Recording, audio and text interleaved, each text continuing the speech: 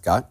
Oh, are you saying he wasn't the unifying voice of a generation that you predicted mere moments ago? Axe, where was the man that you predicted would not slice and dice the? Look, guys, he started his speech by quoting Eugene Debs, who ran for president of the United States 5 times as the Socialist Party of America candidate. He repeatedly attacked people in this. No,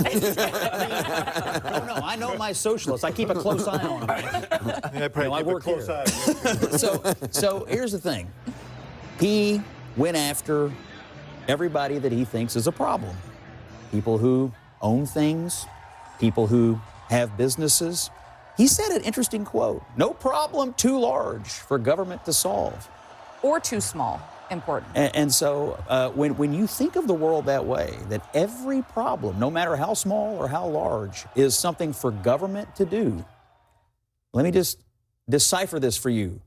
Tax increases as far as the eye can see, which means the people who need to provide jobs to the young people that you say need jobs are going to flee as quickly as they possibly can. I think this was a divisive speech, and he clearly sees the world in terms of the people who are oppressing you and the oppressed. And he said the oppressed are now in City Hall. I'm just saying, there's no other obvious Democrat. He has all the energy behind him. You talk about slicing and dicing the electorate. He's going to slice it and dice it in one way: oppressors and oppressed. And I want to find out if he has it in him to give it up. I don't think he does, because that's the energy in the Democratic Party. It's oppressors and oppressed. That's why the Jews in this city feel scared, because they know he has labeled them as the oppressors.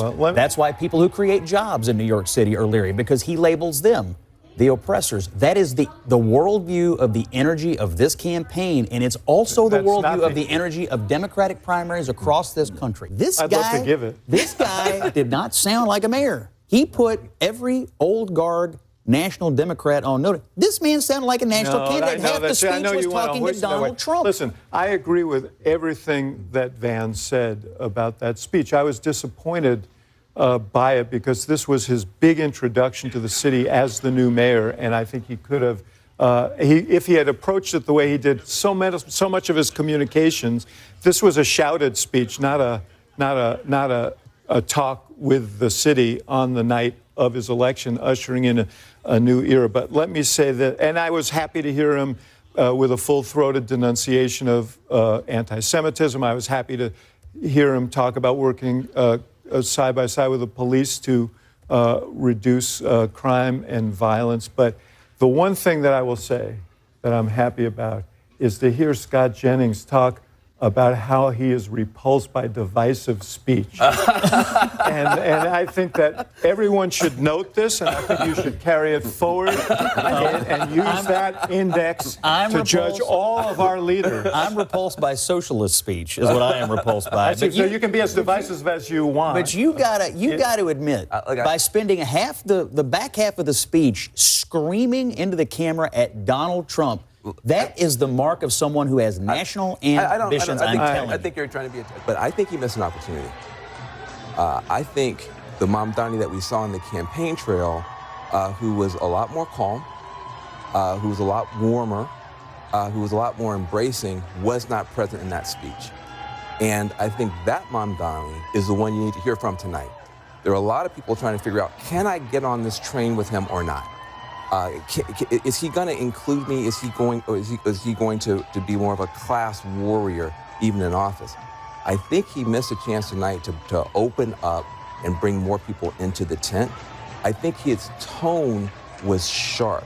I think he was using the microphone in a way that he was almost yelling.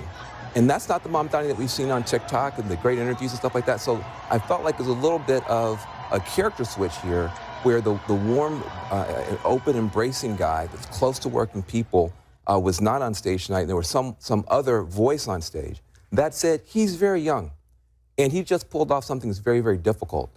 And I wouldn't write him off, but I think he missed an opportunity to open himself up tonight, and I think that will probably cost him going forward. Just want to offer condolences to Chuck Schumer. Honestly, what I'm reading here in New York City is that AOC is going to be the next senator from New York after she gets done whooping his rear end in the 2028 Democratic primary. And for his Senate races in 2026, I see the energy in the Democratic Party tonight behind a socialist, and I see the energy in Virginia.